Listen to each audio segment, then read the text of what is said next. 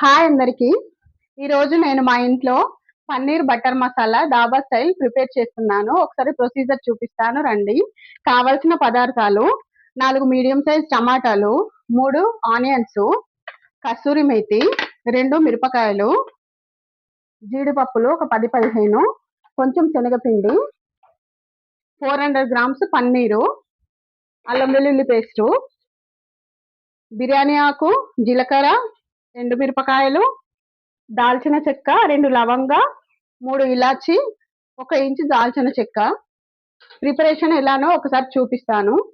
పన్నీరు ముక్కలల్లా కొంచెం ఉప్పు, కారం, పసుపు వేసుకొని మ్యారినేట్ చేసుకొని, కొంచెం నెయ్యి అయినా సాల్ట్ అయినా, నెయ్యి అయినా ఆయిల్ అయినా వేసి మరి ఇట్లా మంచిగా కలుపుకొని లో ఫ్లేమ్లో కొంచెం ఒక 2 మినిట్స్ ఇవి వేయించుకోవాలన్నమాట.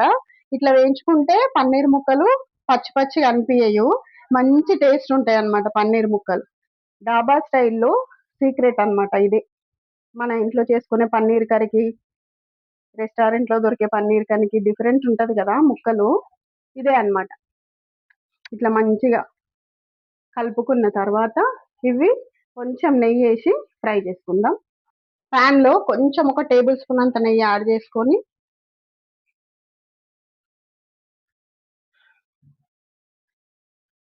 ఇది మంచిగా హీట్ అయిన తర్వాత పన్నీర్ ముక్కలు యాడ్ చేసుకోవాలి.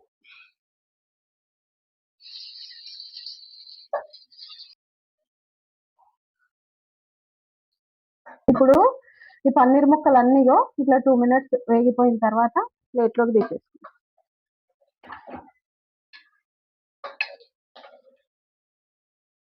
ఇగో పన్నీర్ ముక్కలు తీసి పక్కన పెట్టుకొని, ఇప్పుడు ఇదే ప్యాన్లో ఉల్లిగడ్డలు, పచ్చిమిరపకాయలు వేయించుకోవాలి.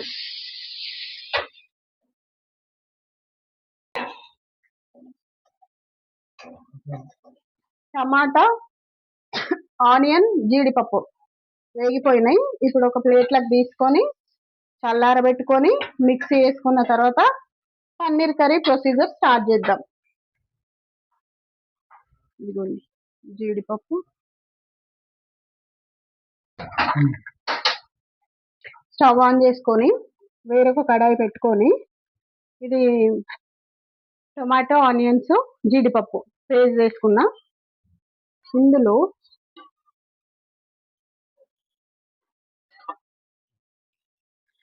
ఆయిల్ మంచిగా హీట్ అయిపోయింది.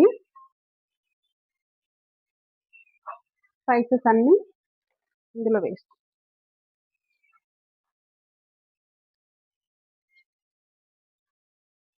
సో దగ్గర నుండి చూపిద్దామా.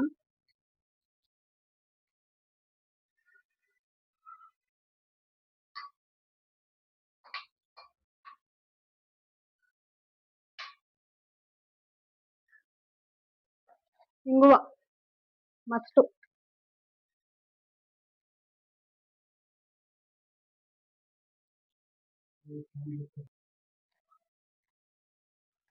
అల్లం వెల్లుల్లి పేస్ట్ వేసుకొని మంచిగా కలుపుకున్న తర్వాత పచ్చివాసన పోవాలి. ఇప్పుడు ఈ ప్యూరీని ఇందులో వేసుకుంటాం.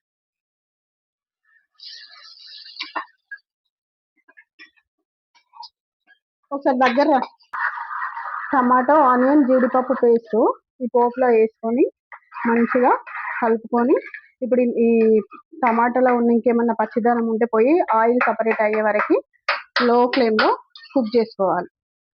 శనగపిండి ఒక 2 టేబుల్ స్పూన్లు తీసుకొని లైట్గా వేయించుకొని కర్రీలో యాడ్ చేసుకోవాలి అన్నమాట. ఇప్పుడు శనగపిండి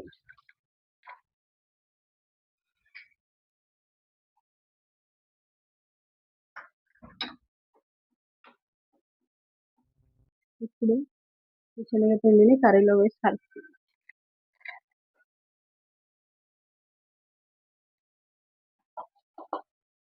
ఇప్పుడు ఆయిల్ పైకి వస్తుంది. ఉప్పు, కారం, పసుపు వేసుకుందాము.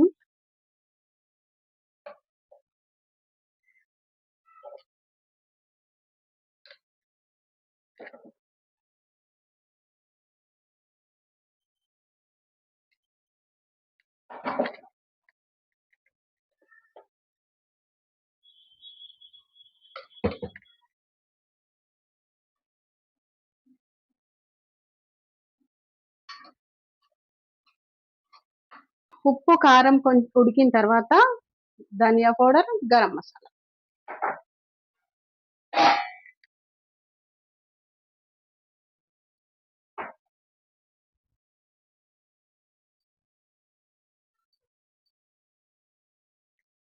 అంతే, మళ్ళీ ఒకసారి మంచిగా కలుపుకోవాలి.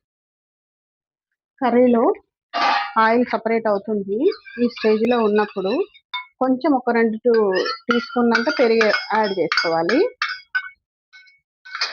ఇది రెస్టారెంట్ స్టైల్ పన్నీర్ కర్రీ అన్నమాట.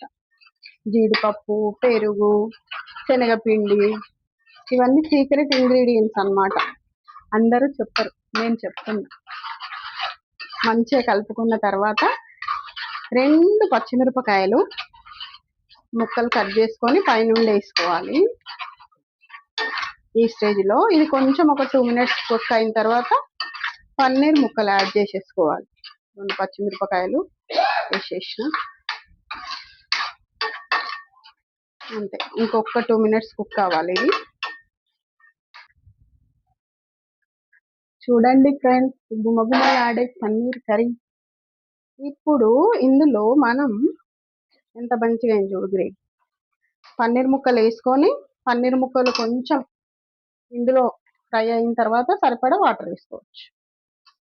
అతుక్కున్నాయి ఒకటికొకటి. పన్నీర్ ముక్కలు యాడ్ చేసుకొని మంచిగా కలుపుకుందాం. దిస్ ఈజ్ డాబా style, restaurant style paneer butter masala. ఒక 2 మినిట్స్ మంచిగా ఫ్రై అవ్వాలి.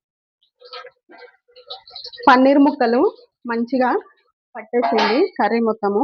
ఇప్పుడు కావాల్సినన్ని వాటర్ వేసుకోవాలి. కర్రీలో కావాల్సినన్ని వాటర్ వేసుకొని ఒక 5 మినిట్స్ ఉంచుకుంటే అయిపోయింది. పన్నీర్ కర్రీ మంచిగా సైడ్కి ఆయిల్ వస్తుంది. ఇప్పుడు ఇందులో కసూరి మేతి వేసుకున్నాం. కసూరి మేతి కూడా సీక్రెట్ ఇంగ్రీడియంట్ అన్నమాట, మంచి ఫ్లేవరు వస్తుంది. ఇది వేసిన తర్వాత ఒక్క 5 మినిట్స్ కుక్ అయిపోతే అయిపోయింది, కర్రీ రెడీ. పన్నీర్ ఇది కసూరి మేతి కొంచెం అవ్వాలన్నమాట. ఎమ్మీ ఎమ్మీ restaurant style paneer curry ready. Oil మంచిగా పైకి వచ్చింది చూడండి. పన్నీర్ ముక్కలు కూడా పచ్చి వేస్తే తెల్ల తెల్లగా ఉంటాయి అన్నమాట. నేను మంచిగా కొంచెం నెయ్యిలో ఫ్రై చేసి ఉప్పు కారం పసుపు వేసాను కదా, ముక్కలు కూడా చూడండి మంచిగా ఉంది. అయిపోయి Emmy Emmy paneer curry ready.